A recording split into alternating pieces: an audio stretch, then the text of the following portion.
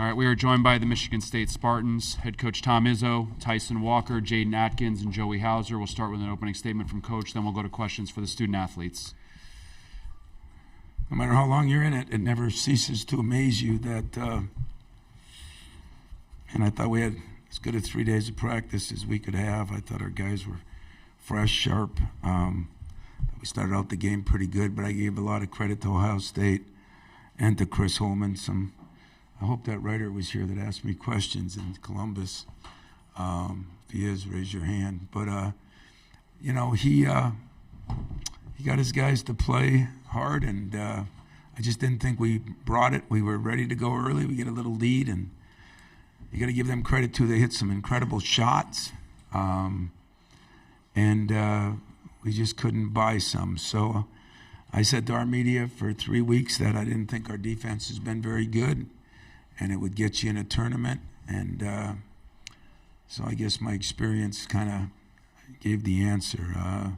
It's a shame, too, because these three guys I thought played pretty hard, not always made shots. But for Tyson to only get 8-9 shots and Joey to get 5, that's kind of our fault as a staff, and we'll look at that. But some blame goes to us on how we played. A lot of credit goes to Ohio State on the job he did, getting them off the dead and competing like they did. They were good defensively, they were good offensively, and made some shots, man. They made some shots.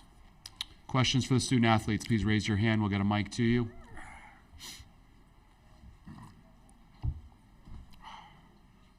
Questions? I'll start in the front here. Adam, then we'll go to Chris. For any of you guys, both times you played Ohio State this season, you've had a fair amount of offensive success, and it seemed like maybe you missed some open shots, but it also seemed like they forced you into a few things they hadn't. What was different about playing Ohio State compared to the first 2 times this season? Tyson. I think we didn't move the ball pretty well. We didn't at all. Of course, missing shots factors into that, but we didn't move the ball. We didn't move off the ball, didn't screen well. And then they got into us as they started making shots. Far right-hand side, Chris. Bree, any of the three guys, the three-point defense in particular, and you guys held them down there to 6 of 29, but then they started to hit shots. How much of it do you feel like it was you the last 2 games they were hitting the shots, and how much of it do you think was their offense just getting in a rhythm and hitting some of those? Joey? Yeah, they were in a rhythm. We didn't do a good job defending the three-point line, but they had 2 games under their belt here already, and we knew that was going to be the case coming into the game, but we didn't do a good job defending the three-point line. We'll go to the middle. Kyle? From a strategic standpoint, today, what was the problem with your guys' defense in terms of always being in rotation or their three-point shooting? Like, what was the issue on that end? Jaden? I really would just say we were kind of giving up too many driving lanes, and we were getting put in tough situations because they were confident from 3 today. So you kind of didn't know if you wanted to help or try to stop the ball when they were driving, and that led to rotations and led to them making shots. We'll go to the third row, back right. This question's for Tyson. When you guys came out in the second half, not only you started the half 4 for 4, but you guys were clearly more engaged defensively. You were picking up full court and stuff like that. It seemed kind of like when you guys were close, had a chance to tie it and didn't, that kind of fell off. What do you think the reasoning was for that the defense at least kind of took a step back after being so good to start the half? We let them make shots, and that kind of took our energy away. Stuff like that can't happen, especially when our defense got us back into it. We can't let missing shots make us not play defense. All right, we'll go on the right side. Matt? This for any of you three guys is I'm wondering about the mindset of the team now. The way the regular season was ending, there felt like there was momentum going. Does this feel like kind of an odd in between to come here, play one game, not feel like you play well, but still know there's something else out there? And how do you get back up quickly for that and kind of regain some of that momentum? Joey? Yeah, I mean we're not happy with it. We came here to win a championship, and it felt like a letdown today. Give them credit; they played really well, but we got to turn around and focus our efforts on the NCAA tournament because it's one and done for real. Then all that time, so we got to get it figured out and just change a little bit of what we need to change here and get it locked in. Take two more for the student athletes. Kyle. Yeah, I had a similar question. So I guess I'll ask Jaden, how do you kind of use this as kind of a wake-up call or motivation knowing that you got the NCAA tournament coming up next? I mean, today we didn't come ready to play, but we get a second chance in a tournament to kind of turn things around. So we just know we got to put our all into that and make this run. All right. Chris on the right side. This is for any of you three guys. What do you feel the biggest lesson from today is now that it's one and done completely? Tyson. After this? I would say that it's March and it's basically a new season now. People making shots. Things change, so you just got to play basketball like the best you can, play as hard as you can. Can't go over off of their stats from months ago because people get better, teams get better, and today they showed it. All right, you guys can head back to the locker room. We'll continue with questions for Coach Izzo. If you have a question for Coach, we'll start with Rob in the middle on the right side. Yeah, Rob Aller, Columbus Dispatch. Tom, you've done this a long time. No team has made it past Friday that played on Wednesday since 14, I think. Is fatigue overrated, or is it a real thing? It all depends. I mean, you look at with Sanzaba out, I thought they played better. That's not an insult to him. Another three-point shooter in there, and definitely defensively, I mean, so somebody else got a chance. Where fatigue is overrated is excitement and energy is underrated.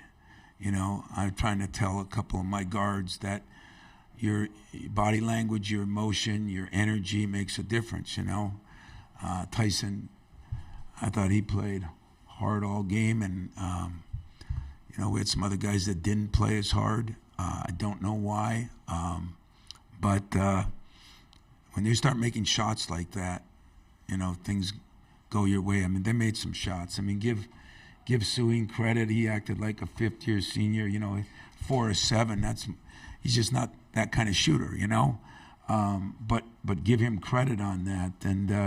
And Gale, he gets his chance more now and goes 3 of 3, and a couple of them were tough shots. And the best shooter shot the worst, McNeil. But we didn't guard, and we haven't guarded, and I've been complaining about it. And but I hope you weren't the one that asked me that. You weren't, right? That dumb question on innocent. Oh, he's not innocent. But I've always pulled for coaches and disappointed in how we played, but it just goes to show how college basketball is so like this, and very difficult to coach, very difficult. And I give Chris a lot of credit. Everybody thinks like he's my uncle or my cousin or my brother. He's not. He's just a human being that went through some tough times with some injuries, and people make stupid statements, like he hasn't been to the second round in 4 years. Well, 1 year nobody went. So don't make it look bad for him. So I figures the guy wouldn't show up for this, and I think he's a good guy personally, but I just, if he hasn't done a good job, then I deserve to be fired because I didn't do a very good job at all. Go on the right-hand side, third row. Tom, you guys are 13-2 this year when you take 20 or more threes. Only 16 today, only 7 in the second half. Do you think with the 1 for 9 start from deep, you guys got a little worried about missing that many and didn't want to keep putting them up? And is that a little bit deflating with how hot you guys were shooting it the last 4 games coming into today? No, I think it was more their defense, to be honest with you. I thought they did a good job. I think they're a better defensive team with the group they got in there. Again, that's no insult. I mean, I'm a better defensive team with certain guys than I am. You have to weigh whether it's offense or defense. But, the great thing about the tournament is we all know defense. wins games. We all know the scores are lower. Look at the scores of some of these games. We all saw what happened. A team like Rutgers, who guards the hell out of people. You find a way to win a game, and they find a way to almost win another game. You got to be able to guard, and if you don't defend well and you give up, as Tyson said, drives, then you don't rebound as well. I mean, we out-rebounded them by 2. That's not good for us. So we didn't do any one of them. But I just thought from the head down, our energy wasn't there, and it wasn't fatigue. It was, maybe we thought with Sanzaba out, I warned my team of that. Had it happen, I didn't think they responded that way in any way, shape, or form in a locker room, but I had to address it. So I don't know. It's one of the more disappointing days because I thought we had a legitimate chance to maybe win this thing. And that doesn't mean everything's gone wrong. And, the way we played the last 3 weeks, month, after all we've been through has been pretty damn good. And today we laid an egg, and part of it was Ohio State, and part of it was Michigan State. In the middle, Kyle. In the first half, you guys shot 9 for 29 from the field. In the second half, 12 for 26. What changes were implemented at halftime that kind of played a role in the offense starting to improve? We've heard this a little bit lately. Energy. Tyson did a hell of a job. We did not. The point when is a key guy, and whether I had Mateen Cleaves or Waltons or different guys over the years, Tum, they've got to put pressure on the ball, and we didn't. So then we switched it up, and we got Tyson in there, and he started to, and it started to turn things. We had a chance to tie the game with that layup, and not only didn't we, but then we gave up 2 threes in a row. So we played like a front-runner team, which is probably the most disappointing to me because it's the anti-whatever to me. I do not want a front-running team, but that's kind of what we played like. And for whatever reason, I don't know, but that's what I'll have to get back and figure out. We'll go Adam, then Dana, Chris, and Jay, and that'll be it. Tom, why? This is so much fun. Why wouldn't we? Why would we stop there? That's it.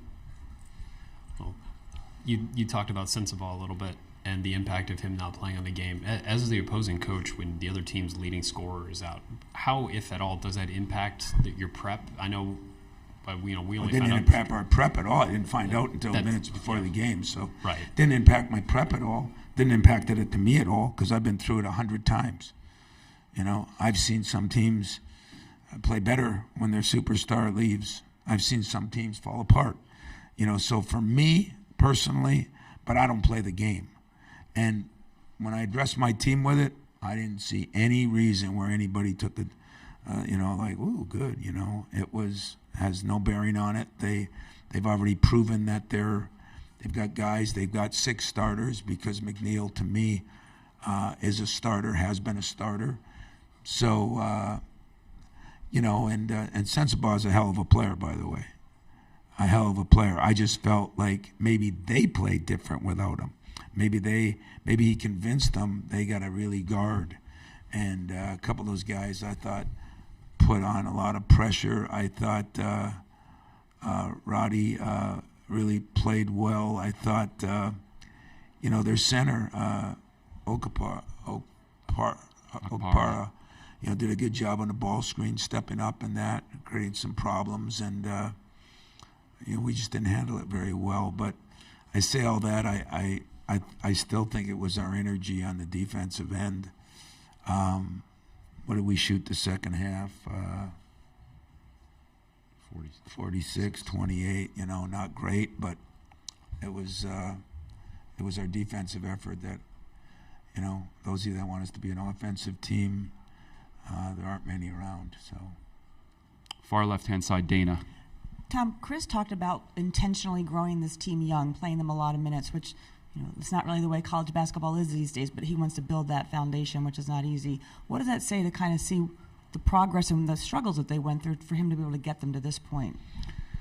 Well, like I said, I give him a lot of credit because I know what it's like in Columbus. I mean, it's not as bad there in basketball as it is in football, but I know what it's like. And, as a coach, like we kept saying on the bench, poor Malik, he just didn't look like he was moving very good, and they had some injuries early, and then they had freshmen, and then they had to deal with freshmen on one side, the transfers in the middle, the seniors on the other side.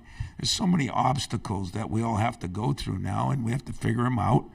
I don't need anybody feeling sorry for anybody, but they're not easy. And I think, the greatest job he did was not this tournament. The greatest job he did was saving them for the last 5 games of the regular season, even when they lost. Other than the Purdue loss, they were playing better for those 5 games. And I don't know about playing them a lot of minutes. I mean, that's okay, but eventually you got to have some subs in that.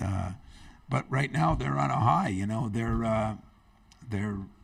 They're playing with energy and emotion, and that can get you through fatigue, is I guess what I'm saying.